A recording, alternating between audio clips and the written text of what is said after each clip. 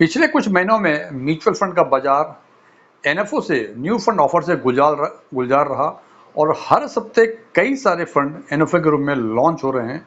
और इसी कॉन्टेक्स्ट में आज हम चर्चा करेंगे कोटक के क्वांट फंड की, जो ऑलरेडी लॉन्च हो चुका है। क्वांट एक नया थीम है, इसलिए ये फंड थीमेटिक कैटेगरी में कैटेगराइज्ड हुआ है। हालांकि ऐसा नहीं है कि इस थीम पर ये पहला ही फंड है। 6-7 फंड ऑलरेडी बाजार में लॉन्च किए जा चुके हैं, जिसमें एक दो जो है काफ़ी पुराने हैं, कुछ 2-3-4 साल के हैं। आज हम चर्चा करेंगे कोटक के क्वांट फंड की, और चर्चा के पश्चात हम इस पोजीशन में होंगे कि हम ये निर्णय ले सकें कि क्या एक कॉमन इन्वेस्टर्स को इस नए थीम वाले फंड में इन्वेस्ट करना चाहिए या इन्वेस्ट नहीं करना चाहिए, या इन्वेस्ट करना चाहिए तो क्या इंतजार करना चाहिए, या एसआईपी करना चाहिए, या लमसम इन्वेस्टमेंट करना चाहिए। इसके बारे में हम आज चर्चा करेंगे।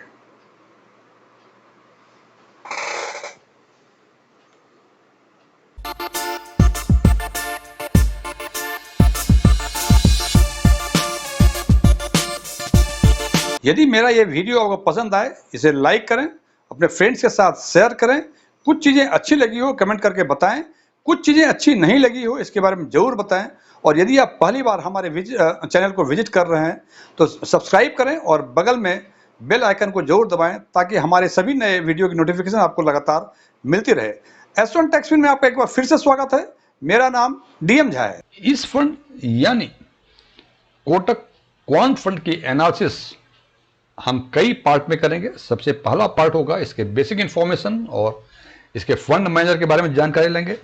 दूसरे पार्ट में बात करेंगे इसके इन्वेस्टमेंट ऑब्जेक्टिव, और इस पर बात करेंगे कि फंड मैनेजर इन्वेस्टमेंट के लिए सिक्योरिटीज को कैसे सिलेक्ट करेगा, क्या प्रोसेस मेथोडोलॉजी होगी। और इस पार्ट में यह भी बातें करेंगे कि क्या इस सेगमेंट में कोई पुराना फंड है, यदि है तो उसका परफॉर्मेंस क्या है। और अंतिम यानी कंक्लूजन पार्ट में हम बात करेंगे कि बिगिनर्स इन्वेस्टर्स को या वैसे इन्वेस्टर्स जिसका पोर्टफोलियो छोटा है, क्या उसको इस फंड में पार्टिसिपेट करना चाहिए या इसको पार्टिसिपेट नहीं करना चाहिए। तो सबसे पहले हम बात करते हैं इसके बेसिक इंफॉर्मेशन पार्ट 1 के बारे में।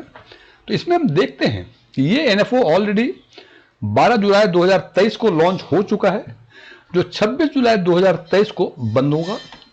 सॉरी, इसमें लमसम इन्वेस्टमेंट के लिए कम से कम 5,000 रुपए और उससे अधिक करना हो तो 1 रुपए के मल्टीपल में आप इन्वेस्ट कर सकते हैं।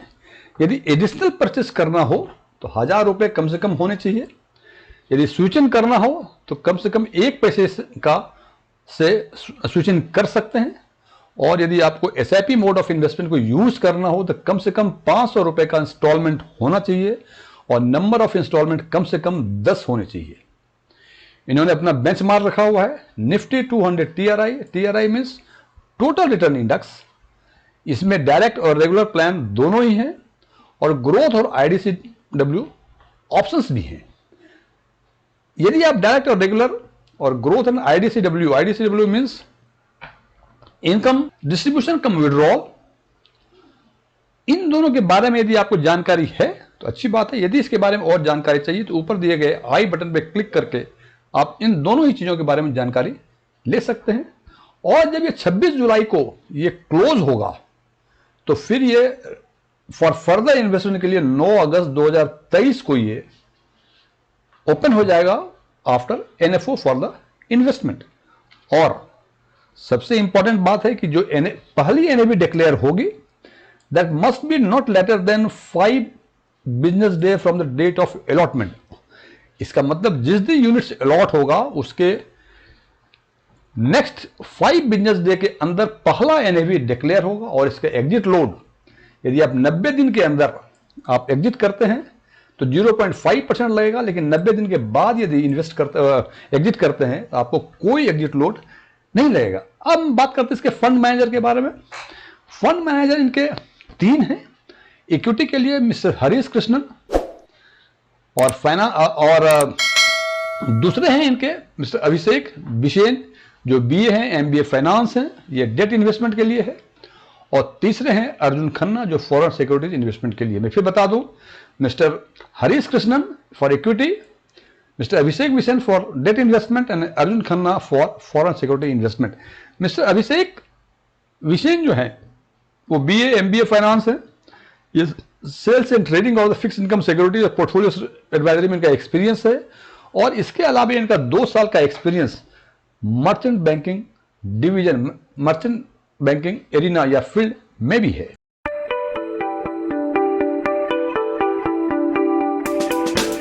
अब बात करते हैं इस वीडियो के पार्ट 2 पे, इन्वेस्टमेंट ऑब्जेक्टिव के बारे में बात करते हैं। इनका ऑब्जेक्टिव है कि ये लॉन्ग टर्म एप्रिसिएशन जनरेट करेंगे by investing in equity and equity related securities, और ये सिक्योरिटी जो सेलेक्ट करेंगे ये बेस्ड होगा क्वांट मॉडल थीम पे, मतलब इक्विटी या इक्विटी रिलेटेड में इन्वेस्ट करेगा, वो सिक्योरिटीज सिलेक्टेड होगा on the basis of quant model, और इससे वो long term appreciate, long term gain, long term capital appreciation आपको मिलेगा थ्रू दिस वे।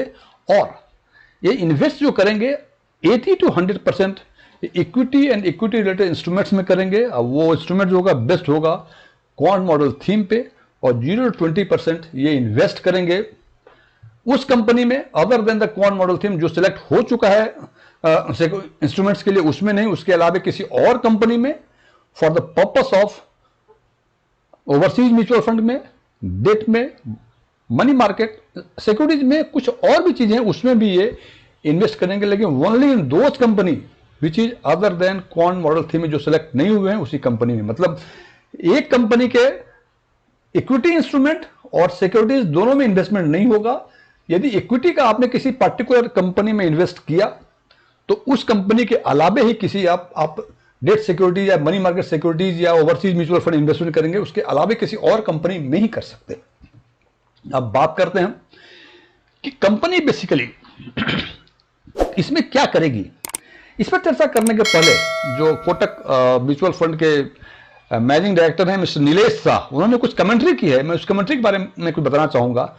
उन्होंने कहा है कि जैसे क्रिकेट के मैदान में पिछले कई वर्षों से DRS system, decision review system आया हुआ है, जिसमें यूज किया जाता है एक्सपीरियंस अंपायर का डिसीजन, और उसके बाद फिर DRS सिस्टम से जो रिजल्ट आते हैं वो अच्छे रिजल्ट आते हैं। मतलब फॉर एनी कंफ्यूजिंग डिसीजंस उसमें एक्सपीरियंस अंपायर का भी से होता है, और उसके बाद DRS में, डिसीजन रिव्यू सिस्टम में, दोनों मिला के जो निर्णय लिया जाता है वो निर्णय माना जाता है कि सबसे बेहतर निर्णय है। In the same manner in this fund इन्होंने कहा है कि इसमें भी combination of the expertise of 2 entities, the first one the human fund manager, जो इस फंड का फंड मैनेजर है उसका विजडम प्लस कंप्यूटर प्रोग्राम का विजडम, ये दोनों विजडम मिला के स्टॉक या सिक्योरिटीज सिलेक्ट किया जाएगा फॉर इन्वेस्टमेंट। और इसके लिए क्या करेंगे ये, इसके लिए आउट ऑफ 800 से 1000 स्टॉक्स जो होंगे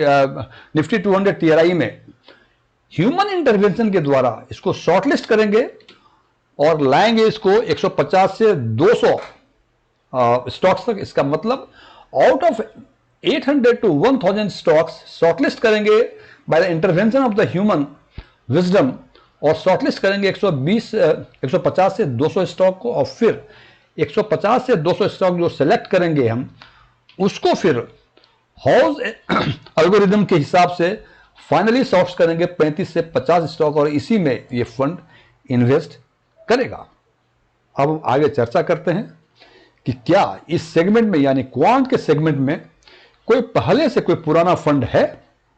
तो हाँ जनाब है, ये 6 या 7, हालांकि मैंने यहां 7 का दिखाया हुआ है, हालांकि कुछ एक्सपर्ट बोलते हैं कि 6 ही फंड है, कुछ एक्सपर्ट बोलते हैं कि 7 ही फंड है। तो हमने 7 फंड जो SBI इक्विटी मिनिमम कोई क्वांट फंड सेगमेंट में मानता है, कोई नहीं मानता है, लेकिन मैंने माना है यहां for the purpose of information, for the purpose of sharing the information to all my viewers. इसमें सबसे पहला ICICI का क्वांट फंड है, टाटा का क्वांट फंड है, एक्सिस का क्वांट फंड है, क्वांट का क्वांट फंड है, DSP का है, निप्पॉन इंडिया का है, और SBI का इक्विटी मिनिमम है। ये वो फंड हैं जो ऑलरेडी इस सेगमेंट में एग्जिस्ट कर रहे हैं, मार्केट में ऑपरेट कर रहा है। और इसमें से हम देखें कौन कितना पुराना है, तो हम देखते हैं कि ICICI दिसंबर 20 का है, टाटा जनवरी 20 का है, एक्सिस जून 21 का है, क्वांट अप्रैल 21 का है, DSP जून 19 का है और निपॉन फरवरी 2005 का है और एसबीआई इक्विटी मिनिमम ये अप्रैल 2019 का है। और यदि हम देखें कि 3 साल से पुराने कितने फंड हैं आउट ऑफ दिस 7, तो इट इज ओनली टाटा का, डीएसपी का, निपॉन का और एसबीआई इक्विटी मिनिमम का। ये 4 ऐसे फंड हैं जो 3 साल से अधिक पुराने हैं, बाकी जो है 3 साल से नीचे के हैं। आप देख पाएंगे इसको आप कि Tata 2020 January it is more than 3 years, ये June 21 it is less than 3 years, DSP it is June 19 more than 3 years, Nippon it is February 2005 it is more than 18 years and SBI equity minimum April 19 it is more than 4 years. अब यदि इसके performance की बातें करें तो हम देखते हैं कि निपॉन इंडिया का 10 ईयर का CAGR इट इज 13.73%। मैं फिर बता रहा हूं क्योंकि निपॉन इंडिया सबसे पुराना फंड मोर देन 18 ईयर्स का फंड है, तो इसका 10 ईयर का CAGR जो है 13.73% है। 3 ईयर्स का CAGR इट इज 26.35%, जो 6-7 फंड है उसमें सबसे अधिक है, और 1 साल का रिटर्न इट इज 30.83।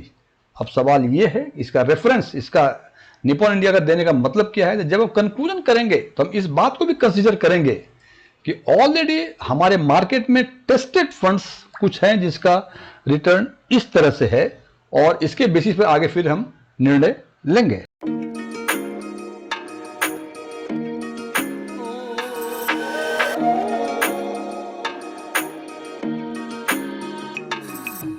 अब बात करते हैं इस एनालिसिस के अंतिम पार्ट की, यानी कंक्लूडिंग पार्ट की।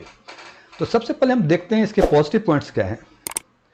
तो this fund has a ambitious target which is of course supported by the good fund management team. इनका टारगेट काफ़ी एम्बिशियस है, और साथ साथ इसका फंड जो फंड मैनेजमेंट टीम है वो भी काफ़ी कॉम्पिटेंट है। ये एक पॉजिटिव चीज़ है इसका। इसके नेगेटिव चीज़ें हैं कि ये फंड जो है it look more forwards towards past and less in the future. ये चूंकि टेक्निकल एनालिसिस के बेसिस पे अधिक भरोसा करते हैं, तो look more forward towards past, और फ्यूचर में क्या करेंगे इस पर एम्फेसिस का कम में वो ये मानते हैं कि पीछे जो रिकॉर्ड है ये रिकॉर्ड आगे भी ये रिपीट करेगा। एक नेगेटिव पॉइंट हो सकता है रिपीट करे भी, हो सकता है रिपीट ना भी करे।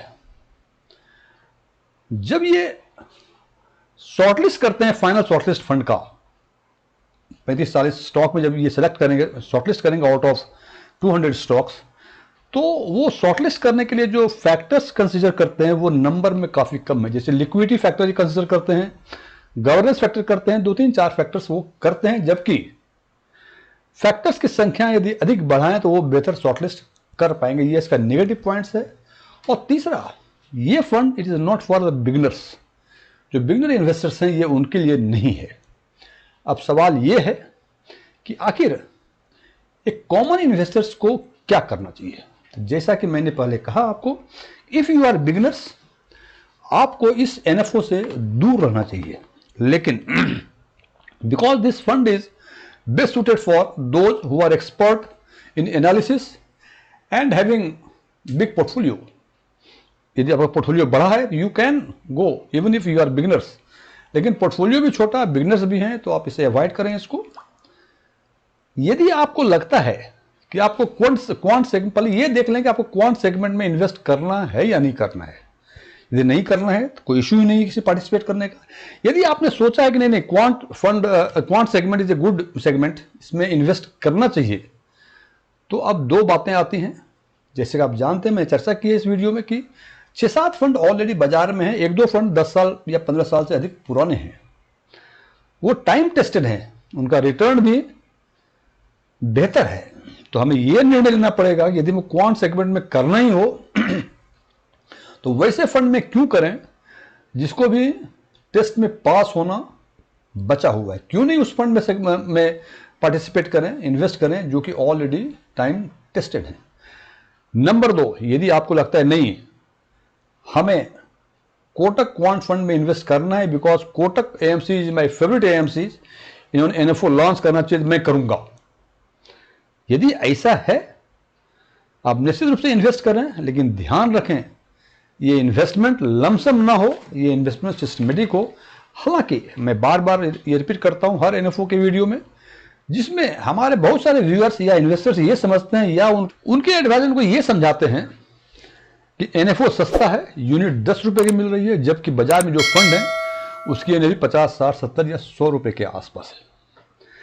जनाब, एनएफओ में इन्वेस्ट करने के लिए हमेशा ये ध्यान रखें, एनएफओ सस्ता कभी नहीं होता। यदि कोई कहता है कि ये 10 रुपए का फंड है, ये 10 रुपए की यूनिट है या कोई 100 रुपए की यूनिट है, तो जनाब आप जानते हैं गधे की तुलना घोड़े से कभी नहीं किया सकते। बाकी निर्णय तो आपको ही लेना है, अंतिम निर्णय हमेशा इन्वेस्टर्स का।